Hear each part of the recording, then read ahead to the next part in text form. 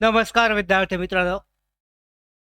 सर्वोच्च न्यायालयाने पेसा क्षेत्रातील पदभरतीबाबत अत्यंत महत्त्वाचा असा निर्णय दिलेला आहे आणि त्याअंतर्गत राज्य शासनाकडून नवीन शासन निर्णय जी आर दिनांक 11 फेब्रुवारी म्हणजे कालच जाहीर केलेला आहे आणि या अंतर्गत 17 संवर्गातील जी पदभरती आहे पेसा क्षेत्रातील याबाबत मार्गदर्शक सूचना जारी करण्यात आलेल्या आहेत आणि याचा अर्थ काय होतो तर 17 संवर्ग जे आहेत विविध तलाठी असेल, ग्रामसेवक असेल, याच्यानंतरनं पाहू शकता आरोग्य सेवक असेल, त्याच्यानंतरनं इतर जी पदे आहेत, कृषी सेवक असेल, या सगळ्या पदांसाठीची पदभरती पेसा क्षेत्राअंतर्गत राबवली जाणार आहे.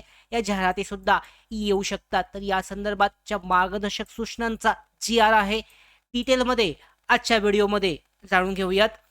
तत्पूर्वी नोकर भारतीच्या यूट्यूब चॅनलवर नवीन असाल तर सबस्क्राईब करून घ्या आणि बेल आयकॉनला सुद्धा क्लिक करा, म्हणजे सगळ्या महत्त्वाच्या अपडेट तुमच्यापर्यंत अशाच वेळेवर पोहोचतील.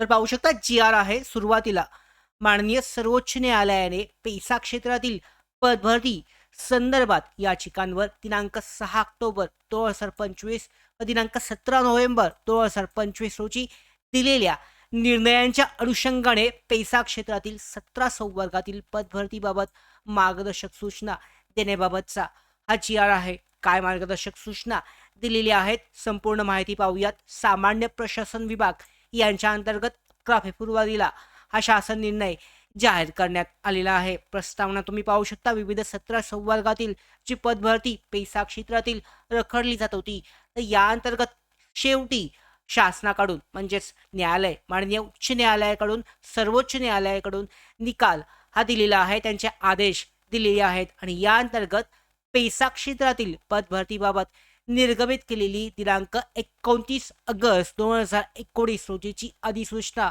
व शासन निर्णय 1 फेब्रुवारी 2023 तसेच शासनाचं शुद्धीपत्रक दिनांक 28 फेब्रुवारी 2023 यास अनुसरून पेसा क्षेत्रातील अधिसूचित संवर्गांकरता संबंधित विभागामार्फत भरती प्रक्रिया राबवण्यात आलेल्या होत्या. म्हणजे तलाठी असेल किंवा इतर पदे असतील.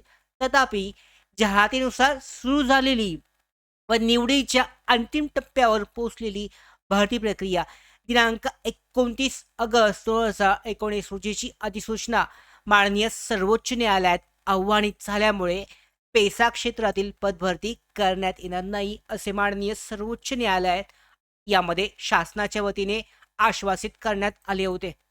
आता पाहू शकता महत्त्वाचं म्हणजे माननीय सर्वोच्च न्यायालयाने दिनांक 6 ऑक्टोबर 2025 रोजी दिनांक 17 नोव्हेंबर 2025 रोजीच्या निर्णयान्वये पदभरतीस मान्यता दिली असल्याने पेसा क्षेत्रातील अधिसूचित 17 संवर्गांची पदभरती करताना खालीलप्रमाणे कारवाई करण्यात यावी.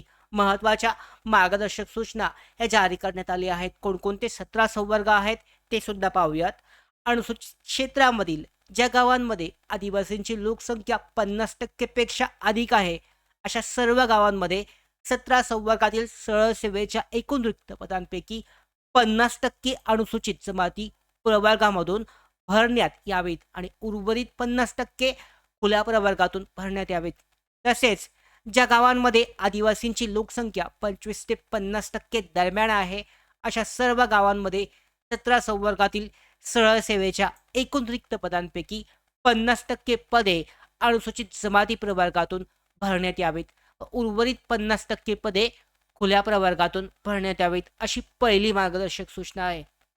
दुसरी सुद्धा पाहू शकता यामध्ये म्हणजे वेगवेगळ्या सूचना आहेत.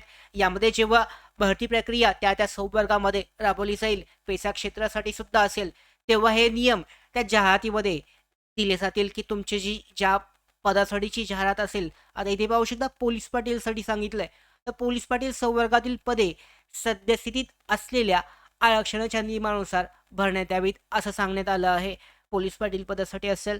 त्याच्यानंतर पुढची वेगवेगळी पदे आहेत. अधिसूचित क्षेत्रातील 50% पदे अनुसूचित जमाती प्रवर्गातून भरायची आहेत आणि त्या क्षेत्रातील पदांना परिशिष्ट अप्रमाणे आरक्षण देण्यात यावे असं आरक्षण त्यामध्ये नमूद असेल. या पद्धतीने मार्गदर्शक सूचना आहेत. जेव्हा जेव्हा भरती प्रक्रियेची जाहिरात येईल म्हणजे यामध्ये ग्रामसेवक असेल, ग्रामविकास अधिकारी असेल, तलाठी असेल किंवा यामध्ये कृषी सेवक असेल, आरोग्य सेवक असेल, सगळ्या पदांसाठी जेव्हा भरती प्रक्रिया जाहिरात निघेल त्यावेळेला ही जी मार्गदर्शक सूचना आहे त्या पदांसाठीची पैसा क्षेत्रासाठी जाहीर केली जाईल आणि त्या पद्धतीने पैसा क्षेत्राची भरती प्रक्रिया राबवली जाईल. आतापर्यंत जवळजवळ मला वाटते 2 ते 3 वर्ष पैसा क्षेत्रातील भरती प्रक्रिया रखडली होती, 3 ते 4 वर्ष. आत्ता पैसा क्षेत्रातील भरती प्रक्रिया पूर्णपणे पहिल्यांदा जशी होत होती त्या पद्धतीने सुरळीत होणार आहे. अत्यंत चांगली अशी बातमी आहे. या पद्धतीने शासन निर्णय जाहीर करण्यात आला आहे. टेलिग्राम चॅनलवर मी हा शासन निर्णय शेअर केलाय, तुम्ही चेक करू शकता. तर अशा पद्धतीने खूपच चांगली आणि महत्त्वाची बातमी अशी की 17 संवर्गातील पदभरतीबाबत शेवटी मार्गदर्शक सूचना या शासनाकडून जाहीर करण्यात आल्या आहेत आणि यानंतरनं जे 17 संवर्ग आहेत, विविध 17 पदे आहेत, त्या अंतर्गत शासनाची पैसा क्षेत्रातील पदभरती सुरळीत राहणार आहे. अशा पद्धतीची ही महत्त्वाची अपडेट आहे. अशाच भरती प्रक्रियेबाबतच्या, सरळ सेवा भरतीबाबतच्या सगळ्या महत्त्वाच्या अपडेट मिळवण्यासाठी नोकर भारतीच्या यूट्यूब चॅनलला सबस्क्राईब करा. धन्यवाद.